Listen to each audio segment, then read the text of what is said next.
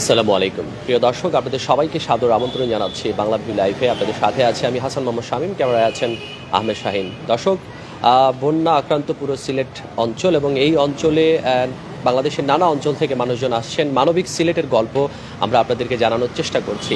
আজকে আমরা আছি সিলেটের যে মদিনা মার্কেট এলাকা, যে আখালিয়া এলাকা, সেই আখালিয়া এলাকাতে এই মুহূর্তে অবস্থান করছি এবং একটি মানবিক মানুষের গল্প, একটি মানবিক সাহায্যের গল্প। আসলে এই মুহূর্তে যারা আমাদের সাথে লাইভে সংযুক্ত হয়েছেন, যদি লাইভের সাউন্ডটা পেতে কোনো সমস্যা হয় সেটা আসলে অবশ্যই কমেন্টস বক্সে লিখে জানাবেন। আমরা এমন একজন মানুষের গল্প আপনাদেরকে জানাবো যিনি শারীরিক প্রতিবন্ধকতাকে জয় করে নিজে স্বাবলম্বী হয়ে আজকে বহু বছর ধরে সিলেটে ব্যবসা চালিয়ে যাচ্ছেন। পিছনেই তার দোকান এবং যিনি আমাদের সাথে বসে আছেন সেই রিপন, যার উচ্চতা 3 ফুটের থেকে একটু বেশি। এবং সবচেয়ে দুঃখের যে বিষয়টি হচ্ছে, গত 24 বছর ধরে তিনি সিলেটে বসবাস করছেন, কিন্তু এখনও পর্যন্ত সরকারি বেসরকারি কোনো ধরনের ভাতাই কিন্তু তিনি পাননি। এবং সেই দুঃখের গল্পটা আমরা যখন জানলাম তখন আসলে সেটি আপনাদের সাথে শেয়ার করার জন্য আপনাদের সাথে সংযুক্ত হলাম। আমাদের সাথে আছেন রিপন। রিপন, কেমন আছেন? আলহামদুলিল্লাহ, ভালো আছে। আপনার এই যে দোকানটি আছে সেটি কত বছর ধরে চালাচ্ছেন? আমি এটা দোকানটা চালাচ্ছি আজকে 24 বছর রানিং। 24 বছর ধরে চলছে। তো সিলেটে এমনিতে আপনার বয়স কত? আমার বয়স রানিং বয়স চলতেছে 41। 41 বছর। এখন এই আপনার পরিবারের সদস্য কতজন? বিয়ে করেছেন শুনলাম। আমার পরিবারে আমরা দুইজন, আমরা, আমার স্ত্রী আর আমি। আর এমনিতে আপনাদের ভাই বোন কতজন ছিলেন? আমাদের ভাই বোন ছিল 7 ভাই 3 বোন। মূলত আপনি কোন অঞ্চলের বাসিন্দা? এখন তো সিলেট নগরীর 9 নং ওয়ার্ডে আছেন। এমনিতে কোন জায়গাতে বসবাস? আমার নেত্রকোনা, আমার মূল ঠিকানা, স্থায়ী ঠিকানা নেত্রকোনা। তো এই দোকানটা আপনি একাই চালাচ্ছেন, কেমন ইনকাম হয় সারাদিনে? এখন ইনকাম বেশি নাই, কারণ আগে তো করোনার থেকে আমার ইনকামটা বন্ধ হয়ে গেছে। মানুষ নাই, কিছু নাই। করোনার পর থেকেই নানান দুর্ঘটনার ভিতরে, করোনার ভিতরে আমার দোকানটা 3বার চুরি হয়েছে। 3বারে আমার 3 লাখ টাকা লয়ে গেছে চুরে, 3বার চুরি হয়েছে। এখন আমি অসহায়ের ভিতরে পড়ে গেছি। এখন ব্যবসা তেমন একটা চলে না, মানুষও নাই, কাস্টমার নাই, তা কেমনে চলবো আমি? এখন আমি তো খুব কষ্টে দিন যাইতেছে। 1000-1200 টাকা বেচছে তো আমার পেট চলে না। আমি চাইতেছি যে আমার সরকারে যদি কোনো কিছু একটু সাহায্য করে, তাহলে আমি হয়তো একটু ব্যবসাটা আমি চালাইতে পারবো, আর আমার জীবনটাও একটু বাঁচবো। আমার তো দেখি যে এখন আমি প্রতিবন্ধী মানুষ, এখন দেখি যে কেউ আমার পাশে দাঁড়ায় না। আমি অসহায়ের ভিতরে পড়ে গেছি, আমার পাশে তো কেউই দাঁড়ায় না। 24টা বছর ধরে আমি তো দুঃখে দুঃখে ভিতরে ভিতরে আমি গুংড়াইতেছি, খাটতেছি। তখন আমার তো কেউ পাশে দাঁড়াইলো না।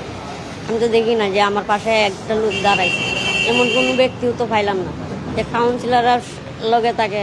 আমার পাশের দোকানে, আমার দোকানের পাশেই আমার তাইনের বাসা, অথচ তারাও খোঁজখবর নেয় না। তারা যদি খোঁজখবরটা নিত তো আমার একটা ভাতার কার্ডও তারা দিতে পারতো, এমন যদি তাও করে নাই, আমি কেমনে চলতাম? আমার তো ব্যবসা বাণিজ্য যখন বন্ধই। এমনিতে কি কোনো বেসরকারি সাহায্য কখনো পেয়েছেন? সরকারি সাহায্য তো কখনোই পাননি। বেসরকারি সাহায্য মানুষজন কি এমনিতে কখনো আপনাকে হেল্প করেন কিনা? না না, আমার হেল্প করে নাই কোনোটাই, কোনো কিছুই পাইনি। বাতাবো কোনো হেল্পও করে নাই কেউ।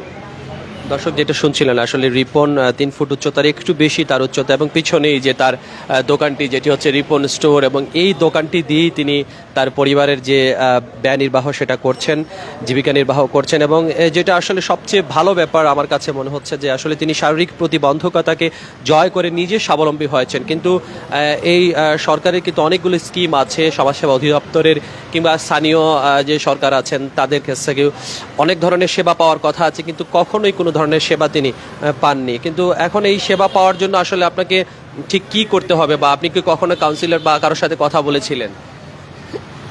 আমি কাগজপত্র জমা দিয়েছি কাউন্সিলরের কাছে, কাউন্সিলর এটা অন করি কয় ওইব আমার এরকম করে দেখাইতেছে খালি।